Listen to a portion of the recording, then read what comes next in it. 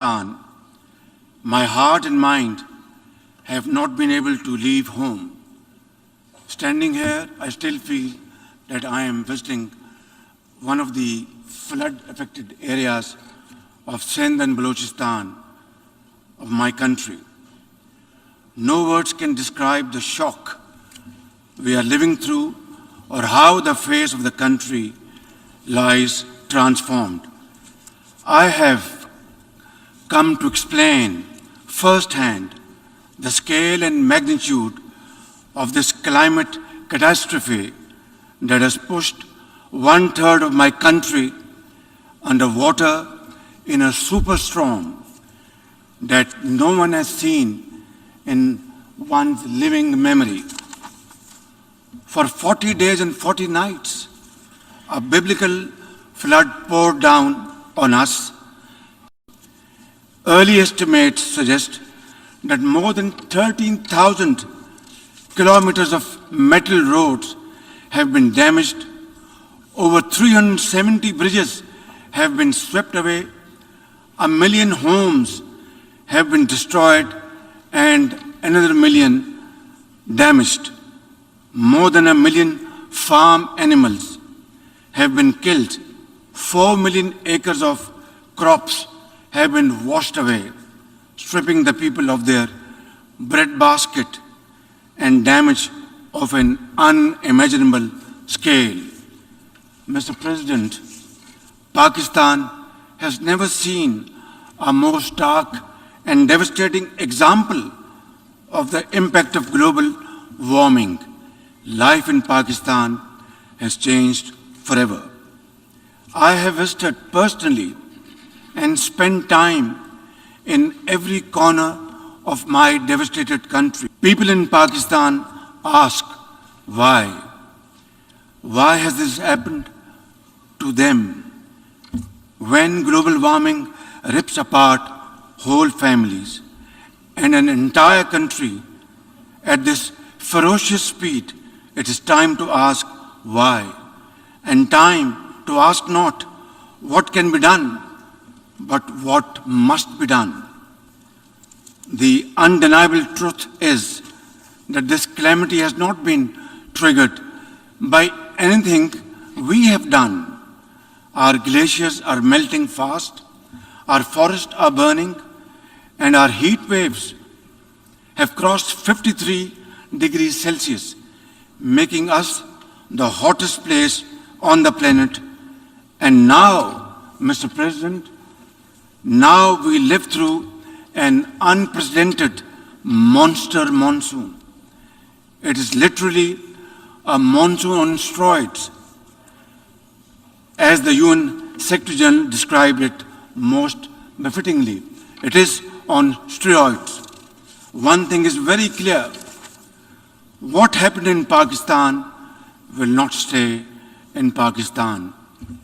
As the Secretary General so candidly says, hotspots like Pakistan fall in the 10 most climate vulnerable list of countries, but emit less than 1% of the greenhouse gases that are burning our planet.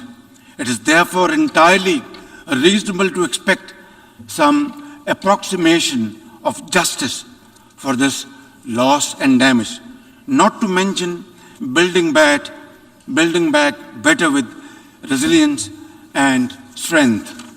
Clearly, the time for talk about action has passed. At this point, I am profoundly grateful that the UN Secretary General Antonio Guterres visited Pakistan, where he spent time with climate refugees, with mothers and children in the tents, and repeatedly assured us of his support and assistance. At this point, I want to thank each and every one of the countries that have sent help to Pakistan and their representatives to Pakistan to stand in solidarity with us in our most trying hour. On behalf of my nation, I once again express my sincerest appreciation to all of them. Excellencies, the impacts on the health and wealth of my country are beyond calculation at this point. So my real worry is about the next stage of this challenge, when the cameras would have gone or left this August Assembly and the story just shifts away to conflicts like the Ukraine. My question is, will we be left alone, high and dry, to cope with a crisis which we did not create, not of our doing? Where from and how to begin with to rehabilitate and reconstruct after the rescue and relief effort, which is still going on for 12 long weeks? For many of the lives we have saved, the future is dimmed by new fragility, lost homes, decimated livelihoods, deluged croplands, permanent food insecurity, and exposure to uncertain futures. Some 11 million people will be pushed further below the poverty line, while others will drift to cramped urban shelters, leaving little room for climate-smart rebuilding. Mr. President, for now, we have mobilized all available resources at our domain, squeezing resources from left and right towards the national relief effort, and repurposed all budget priorities, including development funds, to the rescue and first-order needs of millions, cash transfers to the most affected 4 million women, heads of household, had begun weeks ago via our Social Security program, the Benazir Income Support Program. It has been established in the name of former late Prime Minister Benazir Bhutto, and her son is our foreign minister today. 70 billion rupees, or almost $300 million from our own pocket we are spending on this program. But at this point, the gap between our urgent needs and available resources is increasing by the day and amplified by the sheer unprecedented scale of this disaster. Our manpower and resources are totally overwhelmed and overstretched. The question to raise here is quite simple. Why are my people paying the price of such high global warming through no fault of ours? We have no contribution in this. Nature has unleashed her fury on Pakistan without looking at our carbon footprint, which is next to nothing. Our actions did not contribute to this. The dual cost of global inaction and climate injustice are having a crippling effect on both our treasury and our people, right here, right now, over there. Mr. President, this is going to be a long haul, and under these most trying circumstances, hope is the best enemy of darkness, and Pakistanis are known to be exceptionally resilient people. For my part, I am fully committed, fully geared to fighting this battle for our survival in the tents, in the trenches with my people, until we have rebuilt Pakistan to face the growing challenges of this century. It is high time we took a pause from the preoccupations of the 20th century to return to the challenges of the 21st century. The entire definition of national security has changed today, and unless the leaders of the world come together to act and act now on an agreed common agenda, there will be no earth to fight wars over. Nature will be fighting back, and for that, humanity is no match at all. Mr. President, Pakistan's urgent priority right now is to ensure rapid economic growth and lift millions out of poverty and hunger. To enable any such policy momentum, Pakistan needs a stable external environment. We look for peace with all our neighbors, including India. Sustainable peace and stability in South Asia, however, remains contingent upon a just and lasting solution of the Jammu and Kashmir dispute. At the heart of this long-standing dispute lies the denial of the inalienable right of the Kashmiri people to self-determination. India's illegal and unilateral actions of 5th August 2019 to change the internationally recognized disputed status of Jammu and Kashmir and to alter the demographic structure of the occupied territory further undermined the prospects of peace and inflamed regional tensions. India's ruthless campaign of repression against Kashmiris has continued to grow in scale and intensity. In pursuit of this heinous goal, New Delhi has ramped up its military deployments in occupied Jammu and Kashmir to 900,000 troops, thus making it the most militarized zone in the world. The serial brutalization of Kashmiris takes many forms: extrajudicial killings, incarceration, custodial torture and death, indiscriminate use of force, deliberate targeting of Kashmiri youth with pellet guns, and collective punishments imposed on entire communities. In a classic settler colonial project, India is seeking to turn the Muslim-majority Jammu and Kashmir into a Hindu territory through illegal demographic changes. Millions of fake domicile certificates have been issued to non-Kashmiris. Kashmiri land and properties are being seized. Electoral districts have been gerrymandered, and over 2.5 million non-Kashmiri illegal voters fraudulently registered. All this is in blatant violation of Security Council's resolutions and international law, particularly the 4th Geneva Convention. For our part, the Pakistani people have always stood by our Kashmiri brothers and sisters in complete solidarity and will continue to do so, no matter what, until their right to self-determination is fully realized in accordance with the relevant UN Security Council resolutions. I assure the World Forum and this august platform that we in Pakistan remain consistent in our commitment to peace in South Asia. India must take credible steps to create enabling environment for constructive engagement. We are neighbors and we are there forever. The choice is ours, whether we live in peace or keep on fighting with each other. We have had 3 wars from 1947 onwards, and as a consequence, only miseries, poverty, unemployment increase on both sides.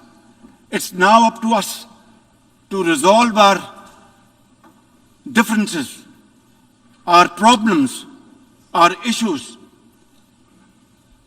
like peaceful neighbors through peaceful negotiations and discussions, and save our scarce resources for promoting education and health and employment to millions of people, young boys and girls on both sides of the divide, and not waste our resources in buying more ammunition and trying to promote tension in this area.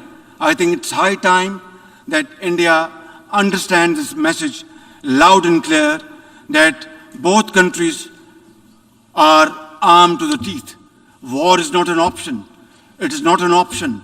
It is not an option. Only peaceful dialogue can resolve these issues so that the world become more peaceful in times to come. Mr. President, Afghanistan today presents a unique challenge. 30 million Afghans are left without a functional economy and banking system that allows ordinary Afghans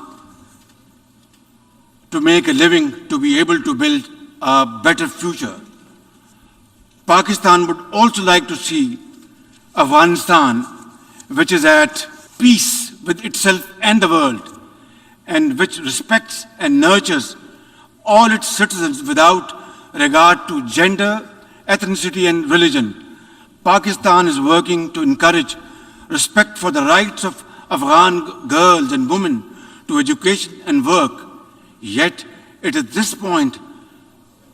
this point, isolating the Afghan interim government could aggravate the suffering of the Afghan people who are already destitute. Constructive engagement and economic support are more likely to secure a positive response. A peaceful, prosperous, and connected Afghanistan in our collective interest. As a neighbor, Pakistan has a vital stake in peace and stability in Afghanistan. We have led the humanitarian efforts to help our Afghan brothers and sisters. We must avoid another civil war, rising terrorism, drug trafficking, or new refugees, which none of Afghanistan's neighbors are in a position to accommodate. Pakistan urges the international community to respond in a positive way to the UN Secretary General's appeal for $4.2 billion in humanitarian and economic assistance to Afghanistan. Release Afghanistan's financial reserves, essential to revive its banking system. Pakistan shares the key concern of the international community regarding the threat posed by the major terrorist groups operating from Afghanistan, especially ISIL-K and Tehreek-e-Taliban Pakistan, as well as Al-Qaeda, ETIM, and IMU. They all need to be dealt with effectively and comprehensively with the support and cooperation of the interim Afghan authorities. In turn, the international community should address Afghanistan's dire humanitarian needs. Mr. President, Pakistan strongly condemns terrorism in all its forms and shades and manifestations. Terrorism does not have a religion, ladies and gentlemen. It is based on dogma, fueled by poverty, unemployment, deprivation, injustice, and ignorance, and fanned by vested interests. Pakistan is the principal victim of terrorism. Over the last 2 decades, we have suffered more than 80,000 casualties and over $150 billion in economic losses due to terrorist attack. Our armed forces, with the support of our people, mothers, traders, students, teachers, engineers, doctors, have broken the back of terrorism within Pakistan, yet we continue to suffer terrorist attacks from across our borders, sponsored and financed by our regional adversary. We are determined to defeat such cross-border terrorism. And I must say loud and clear that the amount of sacrifices Pakistan has made to defeat terrorism over the period of time has been unprecedented in the contemporary history of Pakistan. I tell often to my friends, if you see somebody, a mother or a child or a boy limping on the streets of Pakistan, maybe he was a victim of terrorists years back. That is the kind of sacrifice Pakistan has paid. Our generals, our soldiers, our doctors, mothers, teachers, students, and traders, they all paid their lives for Pakistan's well-being and defeated terrorism. And this peace which was restored back in Pakistan after great sacrifices is not only for Pakistan, it is a peace for global countries and global community. And we are very proud of it. And this is the biggest manifestation of our commitment, our concern, and our continued efforts to defeat terrorism wherever it is. Mr. President, Islamophobia is a global phenomenon. Since 9/11, suspicion and fear of Muslims and discrimination against them have escalated to epidemic proportions. The officially sponsored campaign of oppression against India's over 200 million Muslims is the worst manifestation of Islamophobia. They are subjected to discriminatory laws and policies, hijab bans, attacks on mosques, and lynchings by Hindu mobs. I am particularly concerned by the calls for genocide against India's Muslims by some extremist groups. Earlier this year, this assembly adopted a landmark resolution introduced by Pakistan on behalf of the OIC, designating 15th March as the International Day to combat Islamophobia. It's my sincere and ardent hope that this should lead to concrete measures by the UN and member states to combat Islamophobia and promote interfaith harmony.